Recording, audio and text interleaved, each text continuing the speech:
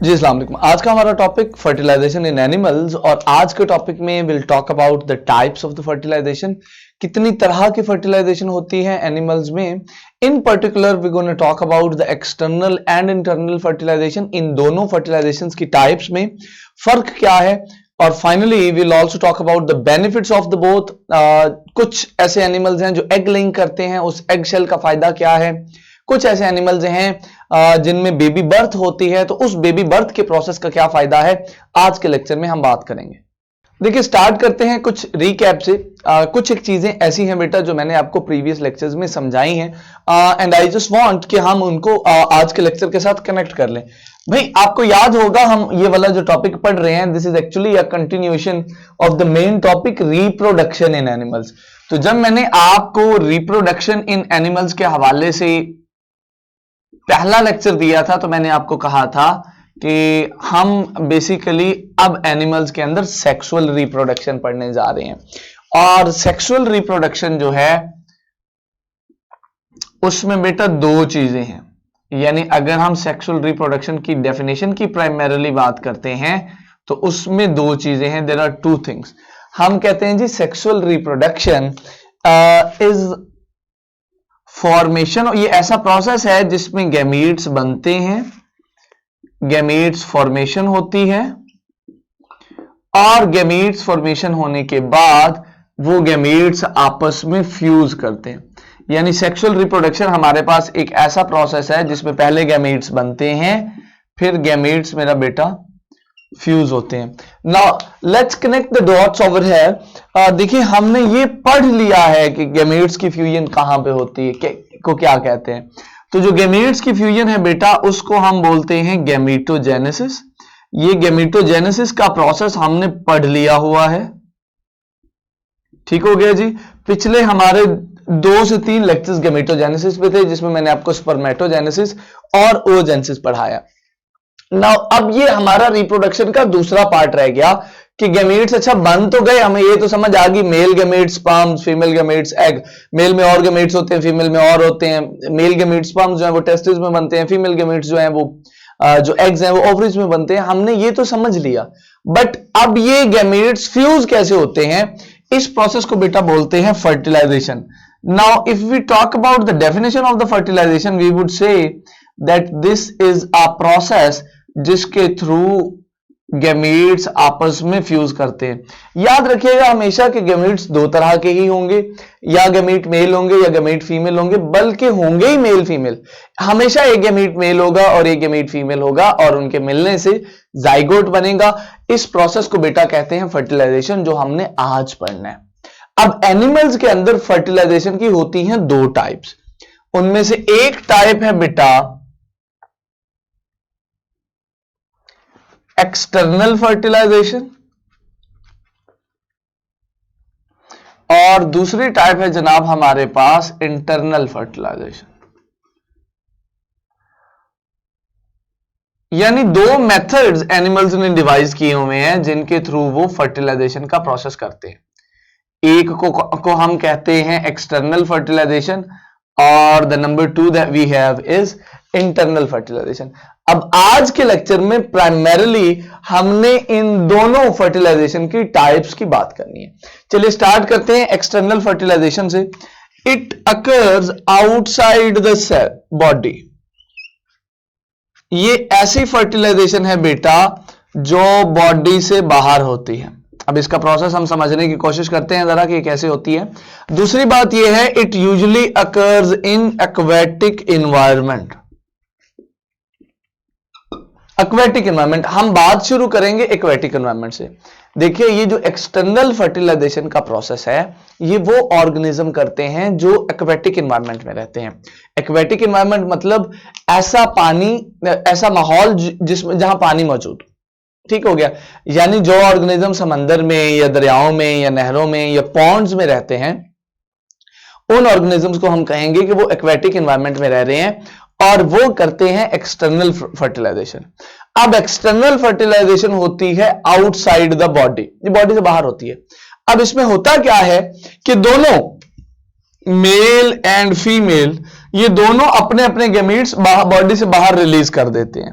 Sperms and eggs are released outside the body. अब इसमें होता यह है कि स्पर्म और एग मेल और फीमेल बाहर रिलीज करते हैं। देखिए बात को समझिए, मिसाल के तौर पे एक पॉन्ड है, उसमें मेल फिश भी है फीमेल फिश भी है।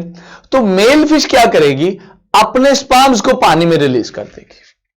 फीमेल फिश क्या करेगी, अपने एग्स को पानी में रिलीज कर देगी। यानी फीमेल की बॉडी के अंदर एग प्रोड्यूस होने हैं ना, तो वो उनको पानी के अंदर रिलीज कर देगी एक खास मौसम में, एक टाइम पे। अब जैसे ही वो एग रिलीज होंगे ना, मेल फिश को पता चल जाएगा कि एग्स रिलीज हो गए। अब मेल फिश अपने स्पर्म्स रिलीज कर देगी। ठीक हो गया।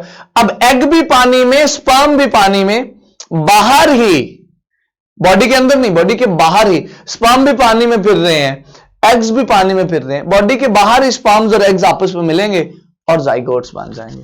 जाइगोट बन गए, डेवलपमेंट भी बाहर ही हो जाएगी और अगला ऑर्गेनिज्म, अगली नस्ल, अगली फिश भी बाहर ही बन जाएगी। यानी बॉडीज ऑफ ऑर्गेनिजम्स के अंदर होगा ही नहीं कुछ बेटा। इसमें हमारे पास एग्जांपल है भाई, जो फिश हैं, जो रेप्टाइल्स हैं, जो एम्फीबियंस हैं, ये सारे के सारे बेटा करते हैं एक्सटर्नल फर्टिलाइजेशन। ये एक्सटर्नल फर्टिलाइजेशन करते हैं, इनकी इंटरनल बॉडीज में कोई फर्टिलाइजेशन का प्रोसेस नहीं होता। स्पर्म भी बाहर, एग्स भी बाहर, बाहर ही वो आपस में मिलेंगे, उनके मिलने से जाइगोट बनेगा, अगली नस्ल बनेगी। Each and every single thing will be out of the bodies of the living organism. ठीक हो गया। अच्छा, इसमें डेफिनेटली इस प्रोसेस के कुछ फायदे भी हैं, नुकसान भी हैं। इसी तरह इस प्रोसेस के भी कुछ फायदे भी हैं, नुकसान भी हैं। ये जो एक्सटर्नल फर्टिलाइजेशन जो ऑर्गेनिज्म करते हैं ना, उनमें अ large number of gamete is released. उनके अंदर जो गैमीट्स बनते हैं वो बहुत ज्यादा तादाद में बनते हैं। So a large number of gametes is produced. अच्छा, ये गैमीट्स की ज्यादा तादाद क्यों प्रोड्यूस करते हैं, ध्यान दीजिए भाई। गैमीट्स बाहर रिलीज हो रहे हैं, बाहर गैमीट्स की प्रोटेक्शन का कोई मैकेनिज्म नहीं है। बाहर खुला माहौल है, उस माहौल में हजारों तरह के ऑर्गेनिज्म हैं, उन गैमीट्स को खाने वाले ऑर्गेनिज्म भी होंगे, बाहर खतरा बहुत है। लिहाजा जो ऑर्गेनिज्म इस तरह के फर्टिलाइजेशन को अडेप्ट करते हैं ना, उनके अंदर गैमीट बहुत ज्यादा तादाद में बनते हैं, ताकि क्योंकि अगर गैमीट बाहर जा रहे हैं और अगर उनको नुकसान हो भी जाए तो कुछ ना कुछ गैमीट जो है वो फर्टिलाइज होकर अगली नस्ल में कन्वर्ट हो जाए। तो जो मछलियां हैं या एम्फीबियंस हैं या जो रेप्टाइल्स हैं बेटा, इनके अंदर मिलियंस ऑफ गैमीट्स रिलीज होते हैं हर साल। In each and every single season ये फिशेज, ये रेप्टाइल्स, ये एम्फीबियंस, ये हर साल मिलियंस ऑफ एग्स और मिलियंस ऑफ स्पर्म्स रिलीज करते हैं। ठीक हो गया जी। आखिरी बात एक्सटर्नल फर्टिलाइजेशन के हवाले से कि ये इस प्रोसेस में गैमीट्स को खतरा थोड़ा सा ज्यादा होता है। एक्सटर्नल एनवायरनमेंट में गैमीट्स आर इन डेंजर। तो ये लफ्ज, ये लाइन आपने याद रखनी है कि in external fertilisation gametes are in danger और दे फेस डेंजर। क्योंकि बाहर होते हैं तो बाहर उनके जाया होने का, उनके खराब होने का, उनकी डेथ का खतरा ज्यादा होता है। अब आ जाते हैं जी इंटरनल फर्टिलाइजेशन की तरफ। इंटरनल फर्टिलाइजेशन ऐसी फर्टिलाइजेशन है जनाब that occurs inside the body.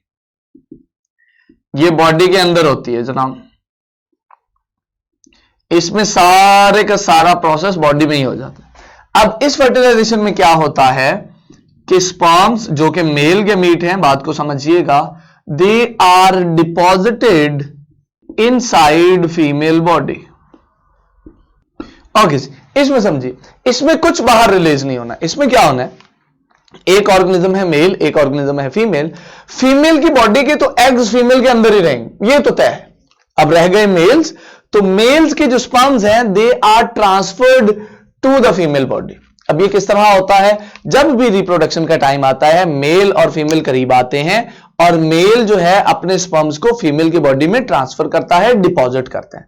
अब फीमेल की बॉडी के एग्स तो फीमेल की बॉडी के अंदर ही हैं और मेल के जो स्पर्म्स हैं वो भी आगे फीमेल बॉडी के अंदर। सो दोनों तरह के गैमेट्स, एग्स भी और स्पर्म्स भी, they are stored, they are deposited in the female body.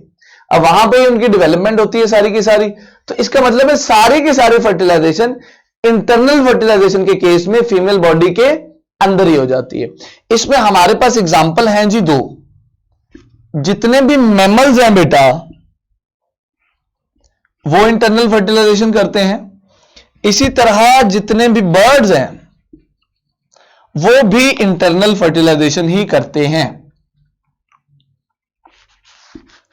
यहां पे आपको एक और चीज समझनी है मैमल्स और बर्ड्स के हवाले से, आइए जरा अब उसकी बात करते हैं कि देखिए इन दोनों के अंदर मैमल्स में भी, मैमल वो होते हैं ऐसे एनिमल्स को मैमल्स कहते हैं बेटा जो अपने बच्चों को बर्थ देते हैं और फिर अपने बच्चों को दूध भी पिलाते हैं। इसी तरह बर्ड्स ऐसे ऑर्गेनिजम्स हैं जिनके फिन्स, जिनके जो है ना पर होते हैं और वो उड़ते हैं और वो अंडे देते हैं, ठीक है, तो उनको बर्ड्स कहते हैं।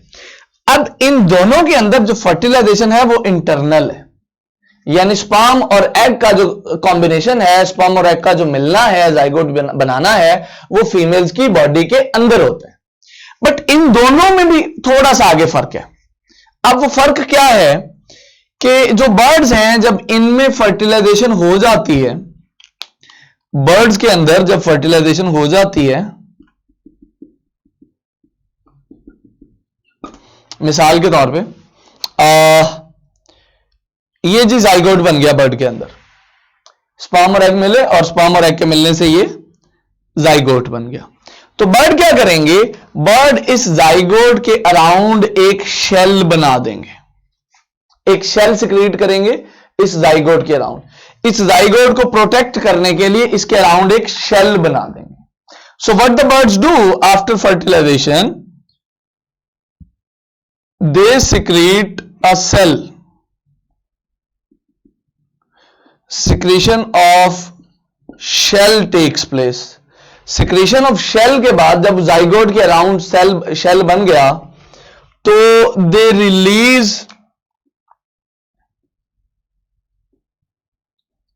देयर एम्ब्रियो, ये अपने एम्ब्रियो को कर देते हैं release in the form of egg, egg की फॉर्म में,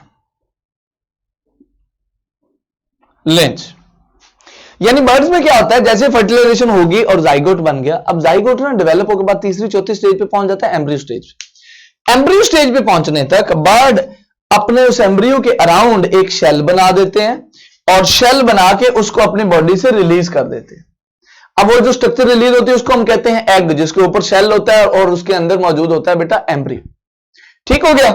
अब बर्ड्स में ये होता है, तो बर्ड्स में बुनियादी तौर पर शेल का जो मकसद है, ये जो शेल बर्ड्स अपने एम्ब्रियो के गिर्द बनाते हैं, इसका बुनियादी तौर पर मकसद बर्ड्स के अंदर है बेटा प्रोटेक्शन। यानी बर्ड्स जो है अपनी तरफ से अपने एम्ब्रियो की प्रोटेक्शन के लिए शेल उसके अराउंड सिक्रीट करते हैं और उसको अपनी बॉडी से रिलीज कर देते हैं। ठीक हो गया। यहां पर हमने पढ़ा था कि इनके पास तो हिफाजत का मैकेनिज्म ही कोई नहीं है, कर दिया रिलीज, स्पर्म भी एग भी, खुद ही मिले, खुद ही जाइगोट बनाए, खुद ही सारा कुछ करें। बर्ड्स ने थोड़ा सा एडवांस काम किया, वो फर्टिलाइजेशन इंटरनली कर लेते हैं, फर्टिलाइजेशन के बाद एक शेल सिक्रीट कर देते हैं और उस शेल के अंदर जाइगोट को कवर करके अपनी बॉडी से कर देते हैं रिलीज। अब आ जाइए मैमल्स पे। मैमल्स वो ऑर्गेनिजम्स हैं जो अपने बच्चों को, जो बच्चे को बर्थ देते हैं और अपने बच्चों को दूध भी पिलाते हैं। मैमल्स के अंदर क्या होता है, पहले तो हुई फर्टिलाइजेशन वैसे की वैसे ही, फर्टिलाइजेशन के बाद अब होनी होती है डेवलपमेंट। शाबाश जी, अब होनी होती है डेवलपमेंट। फर्टिलाइजेशन होगी, जाइगोट बन गया, जाइगोट से एम्ब्रियो बन गया, अब एम्ब्रियो से एक पूरा बच्चा बनना होता है। ठीक हो गया। इस पूरे प्रोसेस को कहते हैं डेवलपमेंट। तो मैमल्स में जो डेवलपमेंट है of embryo, it takes place inside the body. ये कंप्लीटली बॉडी के अंदर होती है। मैमल्स ना तो इस स्टेज पे इनकी तरह अपने कोई स्पर्म एग रिलीज कर रहे हैं, ना ही कोई अंडा रिलीज कर रहे हैं, ना ही कोई एग लेइंग कर रहे हैं, ऐसा भी नहीं कर रहे। मैमल्स क्या करते हैं, मैमल्स कहते हैं अच्छा भाई फर्टिलाइजेशन हो गई, जाइगोट बन गया, जाइगोट के बाद एम्ब्रियो भी बन गया, हम अभी भी इसको रिलीज नहीं करेंगे, we will keep it in our bodies. तो मैमल्स के अंदर एम्ब्रियो बॉडीज के अंदर रहता है जब तक कंप्लीटली डेवलप नहीं हो जाता। जब कंप्लीट डेवलपमेंट हो जाती है एम्ब्रियो की एक बेबी में, तो फिर जो मैमल्स हैं दे गिव बर्थ, वो फिर बच्चे को बर्थ दे देते हैं। ठीक हो गया। अब बर्थ के बाद बच्चा पैदा हो गया और उसकी जिंदगी हो जाती है स्टार्ट। ठीक हो गया जी। अच्छा, इसका फायदा यह है मैमल्स में के अंदर बर्थ का फायदा यह है कि this is the most protective method. ये सबसे प्रोटेक्टिव मेथड है। इसमें एम्ब्रियो की सबसे ज्यादा प्रोटेक्शन होती है। यानी यहां पर आप देखें ना एक्सटर्नल में, तो एम्ब्रियो के जाया होने के चांसेस या स्पर्म एग्स के जाया होने के चांसेस बेतहाशा। यहां पर भी बर्ड्स क्योंकि एगलिंग कर देते हैं, एग के जाया होने के चांसेस बहुत ज्यादा। बट यहां पर in case of mammals this is the most appropriate most protective method of reproduction in any organism। आज के लेक्चर में हमने पढ़ा फर्टिलाइजेशन। आज के लेक्चर के लिए इतना ही। आपको कोई सवाल हो तो आप पोर्टल के थ्रू मुझसे पूछ सकते हैं। See you in the next class. अल्लाह हाफिज।